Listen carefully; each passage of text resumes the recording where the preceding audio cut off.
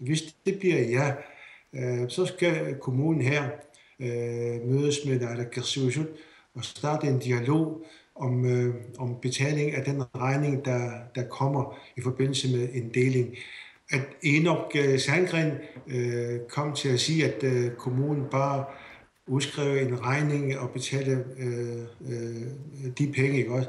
Det har han faktisk ikke belæg for at sige. Det vil jeg faktisk sige til familien Grønland i øjeblikket. Så resten af Grønland, de kan ikke regne med, at I selv sluger den regning op i Qaasuit Kommune, hvis I vil deles op? Nej, altså det jeg siger, ikke også, der skal en forhandling til mellem kommunen og naalakkersuisut, og den tager jeg gerne her i løbet af efteråret, når hele sagen har været færdigbehandlet i Inatsisartut. Jamen, vi kan jo starte med den her nu. Randi Vestergaard Evaldsen, hvordan står Ole Dorph i en forhandling i forhold til at få dig til at smide nogle penge op i en delingskasse?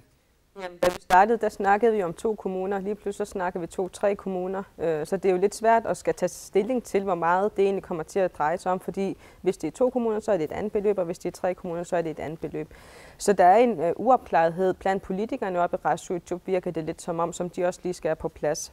Men jeg mener, at det er meget, meget positivt, at Enoch Sandgren kommer ud og siger, at vi kan selv.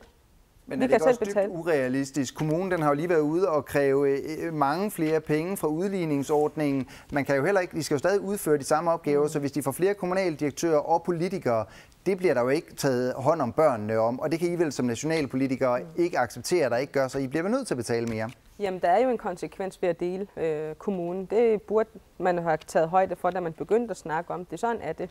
Og en skal betale.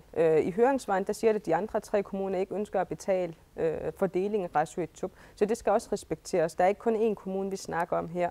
Kommunedeling, vi kommer til at snakke om udgifterne og sådan noget, men vi kommer ikke til at forhøje bloktilskud til kommunen. Det kommer til at blive delt i de 2 af den størrelse, kommunerne nu er delt op i. Sådan bliver det.